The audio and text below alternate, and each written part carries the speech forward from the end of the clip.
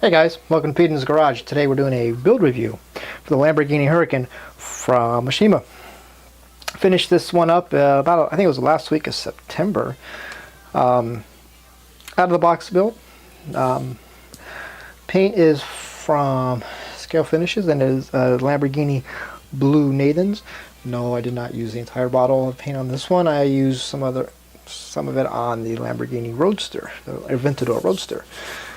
Anyways, I also did use the detail upset on this one, so that includes the photo etch grills, the painted PE emblems, the metal dry transfers, the exhaust tips, with seat belting, the gauges, the whole 9.5 yards. I didn't use all of them. I didn't do the full seat belting. It just kind of looked cheesy. I'm not a big fan of seat belt material. It always just looks out of place, but I did use the buckle receptacles in the interior. There are no issues that I came across that made me want to throw the kit across the room into a wall. There are some slight annoyances, and I'll touch on those. My first annoyance with the mirrors. They molded the mirrors in 2 pieces, which is fine. That wasn't a big of an issue as I thought it would be. The issue that I had came from the mounting hole on the door, the mounting tab on the mirror. The mounting hole is a little bit too big. The mounting tab is a little bit too small, and the hole, I think they made it a little bit too big.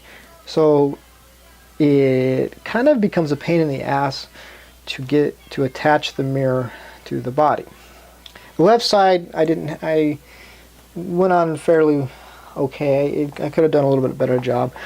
The right side, I had a little bit of an oopsies moment, and I'm assuming I put too much pressure on the mirror, trying to keep it in place, and it popped out and slid down the door. Of course, it had glue on it, so if I wasn't lazy, I could have rubbed it out and polished that out, and I might go back later before I put it on the shelf to collect dust. I might take care of that. The other annoyance will be the side windows. They don't fit great. There is this will be the roof line. There's a channel that's set back from the roof line, door line. The window's supposed to sit in that channel, so it kind of sits at an angle going up inside. It doesn't really want to do it that well. It doesn't want to, the window itself does not want to fit like that.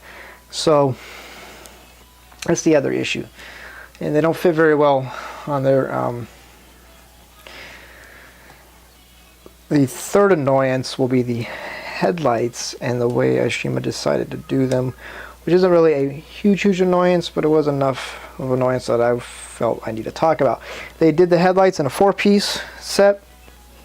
5 if you count the exterior clear lens. You have 3 parts that are plated, chrome plated, 1 part, and then 2 parts that are clear, molded in clear. The one that's molded in clear that makes up the headlight, it was molded in clear so it can emulate the LEDs that are on the headlights, which is great. The problem is you have to paint it black. You have to paint a part of it black. Well, it's a clear piece, so when you paint any of it black, the parts that you're not painting black are going to still be black.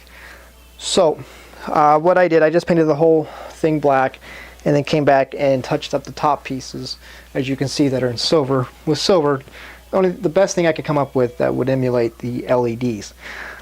I stripped all the chrome plating off of it, came back and painted the headlights to match closer to the real headlights. Outside of that, that's my annoyances for this kit. The other kind of annoyance, I don't even want to say it's an annoyance, is kind of the rear chassis. It is kind of a pain to get it to fit and attach to the body. It doesn't fit great back there. Doesn't attach well, but you got to play with it to get it to kind of snap in place and stuff, but it will. Um, Outside of that, it was a good kit to build. If you can get past the body issues, it's a very good kit. I'm not going to say it's Tamiya-like quality because that gets thrown around too much these days. It's not Tamiya-like quality, but it's very close. I would say if I do a 1 to 10 scale, I would rate it a solid. I'm going to rate it a solid 8. I'm not gonna. That's not counting the body issues or anything. I'm just overall kit. It's a straight 8. Good kit, decent kit, fun to build. Not challenging, maybe. Just depends on your definition and how you look at challenge and what you consider challenging. It's a good kit. I do recommend building it. I'll show you the engine too while we're at it. As you can see, yes, I did not glue that piece on there. I'm very much indecisive, and so I couldn't decide what I really wanted. If I wanted the see-through engine cover, or if I wanted the louvered hood cover, so I didn't glue it on there. So if I change my mind, I can. There you see the engine. Maybe. There we go.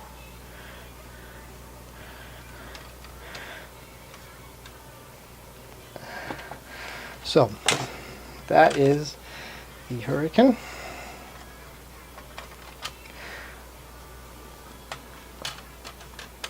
That is the Huracan from Mashima. Thanks for watching, guys. We'll see you next time.